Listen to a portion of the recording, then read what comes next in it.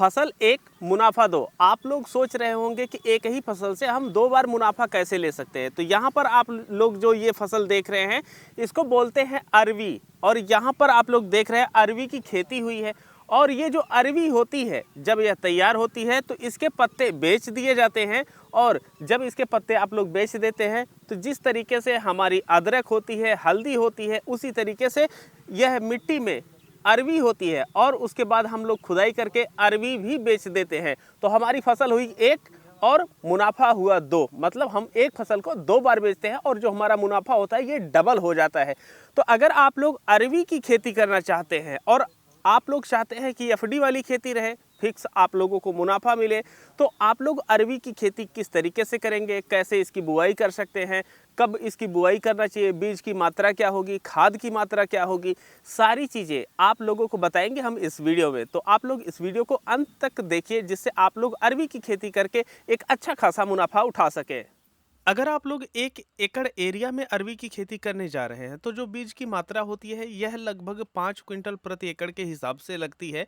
लेकिन अगर जो बीज की साइज है यह छोटी या बड़ी होती है तो ऐसे में जो मात्रा होती है यह कम या ज़्यादा हो सकती है।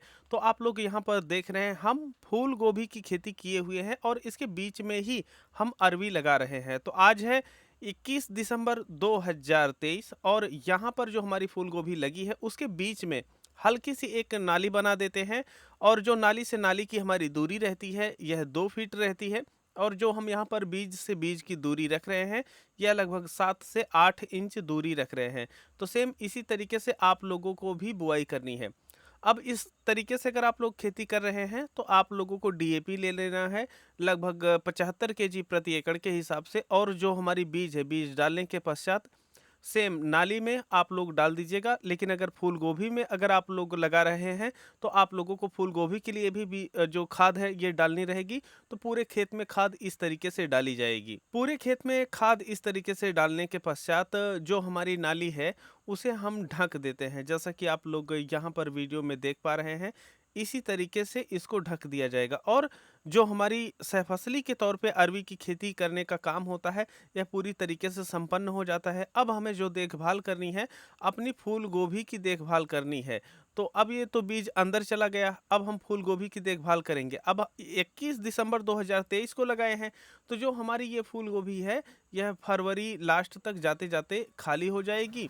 अभी तक आप लोग देखें कि आप लोग फूल गोभी की खेती करते हुए भी आप लोग अगेती अरवी की खेती की बुआई जो है यह किस तरीके से कर सकते हैं। अब आप लोग यहाँ पर मौके पे देख रहे हैं कि जो हमारी फूल गोभी लगी थी यह समाप्त हो चुकी है। अब जब फूल गोभी हमारी समाप्त हो गई है तो उसके बाद जो हमारी ये अरवी है इसकी देखरेख हम लोग किस तरीके से करेंगे, किस तरीके से इसका प्रोडक्शन बेहतर आएगा, ये चीज़ें जानेंगे। और ये भी जानेंगे कि जब हम इसकी देखरेख कर रहे होते हैं तो हमें कौन कौन सी खाद इसमें प्रयोग करनी चाहिए और कौन कौन से काम किस तरीके से करने चाहिए। अभी जो मार्च का टाइम है ये आ चुका है और हमारी जो फूल गोभी लगी थी ये समाप्त हो चुकी है। नीचे की जो मिट्टी थी ये जाम हो चुकी है क्योंकि अरवी हमारी जो है यह कंद वर्गीय फसल है। तो इस वजह से नीचे की जो मिट्टी होती है ये पूरी तरीके से भुरभुरी होनी चाहिए, तभी इसके जो कंद होते हैं ये अच्छे से विकास करते हैं। तो अब यहाँ पर इसकी गुड़ाई की जा रही है। जब आप लोग सहफसली खेती करते हैं तो वहाँ पर लेबर चार्ज आपका ज़्यादा आता है क्योंकि जो मशीनें होती हैं यहाँ पर काम नहीं कर पाती हैं। तो यहाँ पर आप लोग रहे हैं कि एक बार गुड़ाई हो गई है, फिर उसको पैर की सहायता से जिस तरीके से आप लोग पाटा लगाते हैं सेम उसी तरीके से यहाँ पर मिट्टी को भुरभुरा कर दिया जा रहा है।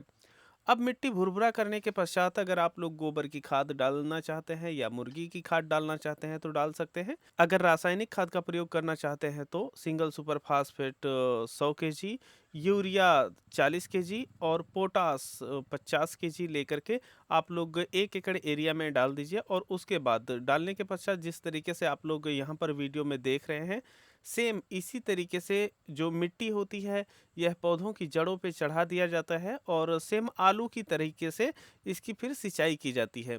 यहाँ पर सिंचाई करते समय ध्यान रखना चाहिए कि जो पानी है ये ज़्यादा ना होने पाए। अब जब पानी ज़्यादा नहीं होगा तो जो आपकी मेड़ यहाँ पर बन रही है वो पूरी तरीके से भुरभुरी बनी रहेगी। तो जो आपके अरवी का कंद का उत्पादन होता है यह काफ़ी बेहतर होगा। तो अब जब 1 महीने पश्चात इस फसल को आप लोग देखेंगे तो काफ़ी बड़ी हो जाएगी, जो कि हम वीडियो में आगे दिखाएँगे आप लोगों को।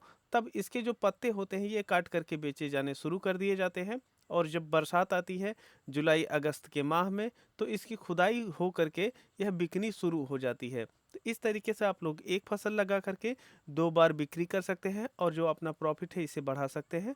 अब आप लोग देख रहे हैं ये अप्रैल का समय है और अप्रैल में आप लोग फसल देख रहे हैं कितनी बेहतर हो चुकी है। तो हमें उम्मीद है कि आप लोग आराम से अब अरवी की खेती इस वीडियो को देख कर के कर पाएँगे।